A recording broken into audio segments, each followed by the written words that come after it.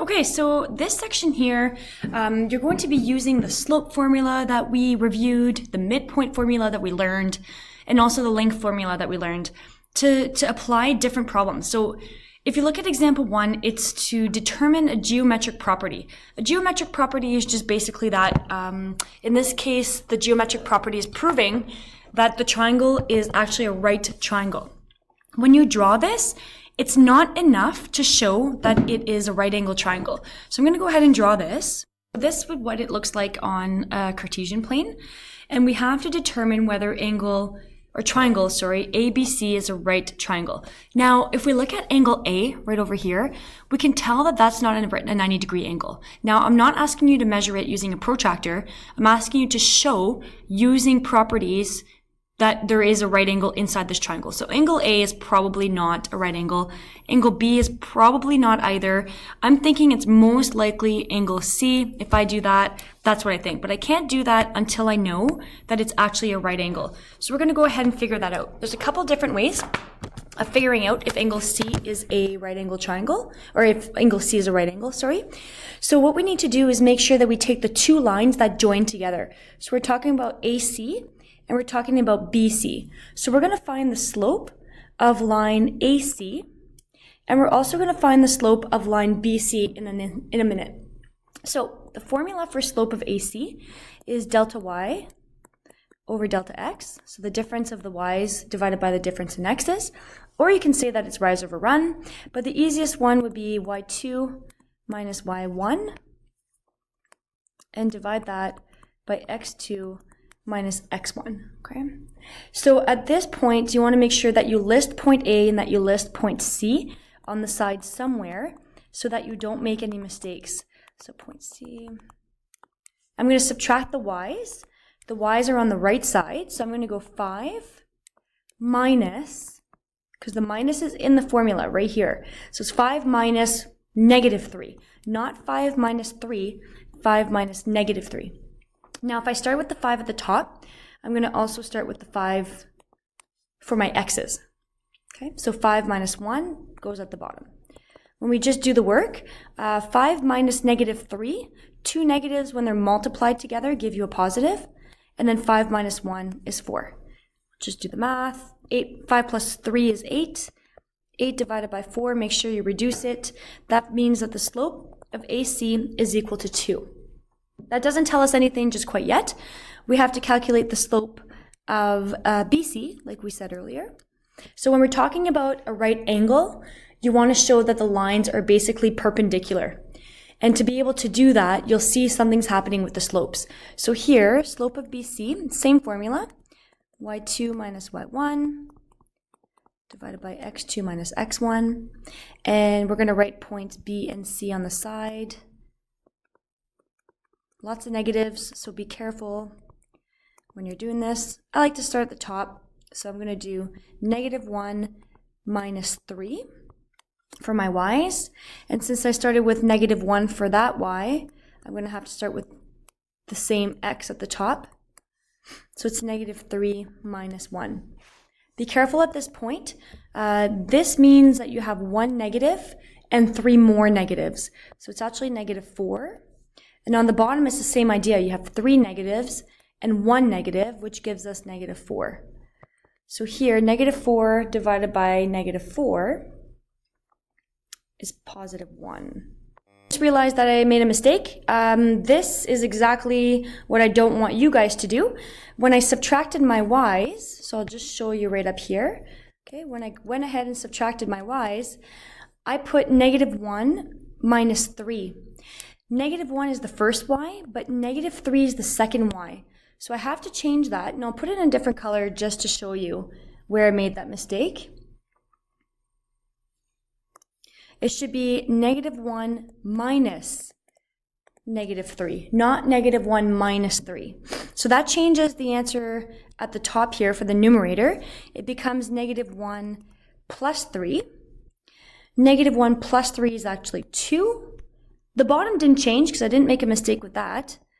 2 over negative 4. Now here's the thing, I need you to reduce and simplify your fractions. So first thing I'm going to do is bring that negative to the top.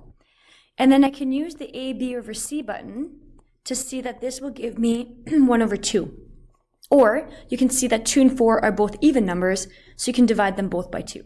So you can see how if I'm making the mistake, it could be very easily done for you guys. So anyways, just make sure you fix that. I realized that that was wrong because when I looked up here, actually no, it just tells you determine whether ABC is a right triangle. I just knew, and I've done this before, that these two sides are actually create a right angle triangle. Now, how do we see that visually? So this is how you have to write it. Therefore, the slope of AC and the slope of BC are negative reciprocals. I don't know if you guys remember that at all. Negative reciprocals. And since slope of AC and the slope of BC are negative reciprocals, that means that, let's say I took the slope of 2. If I flip 2, there's nothing to flip, so I'm going to create a fraction here. It's 2 over 1. If I flip that, it becomes 1 over 2. Now, the word negative means to add a negative. So if I add a negative to 2 over 1, it becomes negative 1 over 2. Okay, so you add a negative and you flip it. So this is the negative reciprocal, which is the same as what we got for the slope of BC. So since the slope of AC and the slope of BC are negative reciprocals, put a comma there, angle C is a right angle.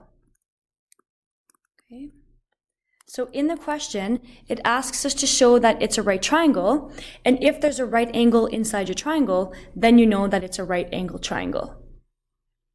Now there's another way of showing if sides are perpendicular. Okay, perpendicular is when it creates a 90-degree angle. So now I'm just going to go ahead and put a little 90-degree here. Just remember also to be able to tell if two lines are perpendicular. We saw this in class, that if you multiply the slope of AC times the slope of BC, it should give you negative 1. And that we saw in class earlier this week. So the slope of AC is 2. The slope of BC is negative 1 over 2. Remember that when you multiply fractions, you should create both the fractions by putting an over 1. Multiplying fractions, you multiply the tops. So 2 times negative 1 is negative 2. And then multiply the bottoms. 1 times 2 is 2. And this gives you negative 1, which verifies that angle C is a right angle, which means triangle ABC is a right angle triangle. Okay, in the second example, they want us to show that the median from the right angle triangle, from example, well, it should be example 1. I just changed the example numbers. So in example 1, is half as long as the hypotenuse. So we should know what a median is. A median is a line that leaves from a vertex and goes to the midpoint of the opposite side. So here we have to find out from which vertex they want us to go, from A, B, or C. And they tell us right here that it's the median from the right angle. Well, we determined in example 1 that the right angle is from vertex C. So I'm just going to go ahead and draw a line that goes, oh, that's really crooked. I actually don't really know where to put it because I need to go to the midpoint of AB. So the first thing I think I'm going to do is just calculate the midpoint of AB. Okay, we're going to write the formula down for that. The formula is x1 plus x2 divided by 2. And then we do the same thing for the y's. We just add them up this time and divide them by 2. Okay. I want to write down what point A and B are before I get started, and this is up here. So A is 5, 5. And B is negative 3, negative 1, just so I don't make any mistakes like that last example. So x1, we're going to add up the x's. I'm going to start with 5, and I'm going to go 5 plus negative 3. And we're going to divide that by 2. Don't forget the comma because this is a coordinate. The y that we're going to start with is this 5 this time. So 5 plus negative 1 this time divided by 2. Make sure you have big brackets around it because it is, again, a coordinate. 5 plus negative 3 is like saying 5 minus 3. That gives us 2. 5 plus negative 1 is 4. Again, use your calculator to make sure that you get that part right, because if you get that part right, wrong, then you get everything else leading up to the final answer wrong as well. So let's go make sure that this makes sense. The coordinate 1, 2. Here's x equals 1, and here's y equals 2. So that being the midpoint makes total sense. So I can go ahead and draw a line here going from the midpoint to C, and that line is the median. So again, the definition of a median is a line that goes from a specific vertex to the midpoint of the opposite side. So we want to show that the median is half as long.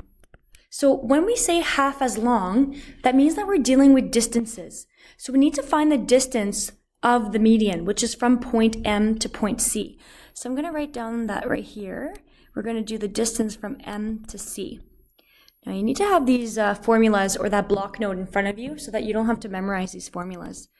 So it's x2 minus x1 squared plus y2 minus y1 squared. So that's the formula. I'm going to write down coordinate M that we just found. M is 1, 2, and C, point C is 1, negative 3. Okay. So I'm going to start with my x's. I'm going to start at the top again, just because I always do. 1 minus 1 squared plus, if I started with the 1 at the top, I'm going to start with the 2 at the top for the y's.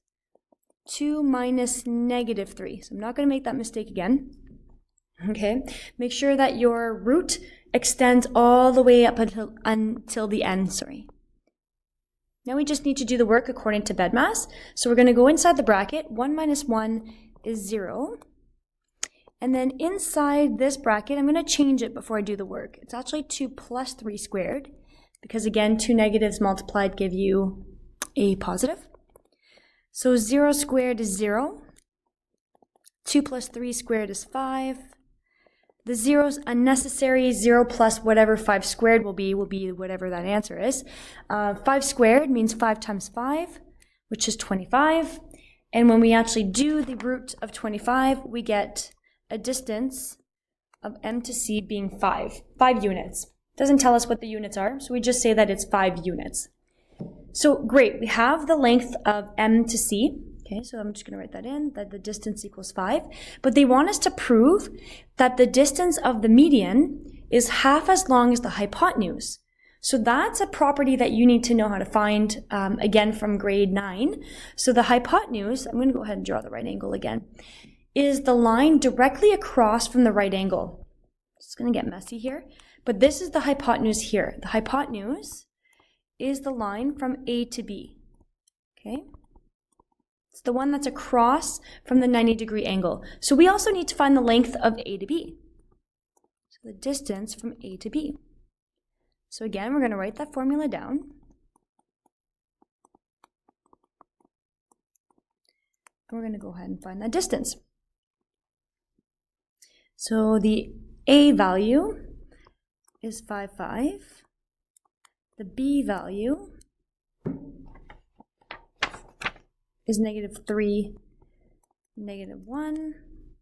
And we just sub that stuff in. So we're going to subtract the x's first. 5 minus negative 3. Then we're going to subtract the y's. 5 minus negative 1.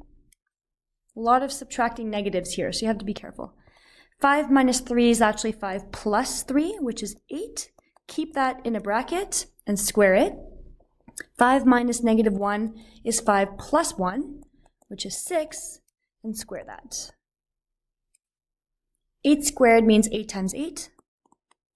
6 squared means 6 times 6. And when we add that, it gives us 100. And if you use a calculator, or you know that the square root of 100 is 10. So this means that because the hypotenuse has a length of 10, and the length of the median is 5, that means that it's double. 5 times 2 is 10. So we can write, therefore, since the distance from MC is 5, and 5 times 2 is 10, the hypotenuse is double the length of the median from vertex C. You have to specify which vertex it comes from. Okay. There's a couple different ways of writing this concluding sentence, as long as you say that it's half as long in one way or another.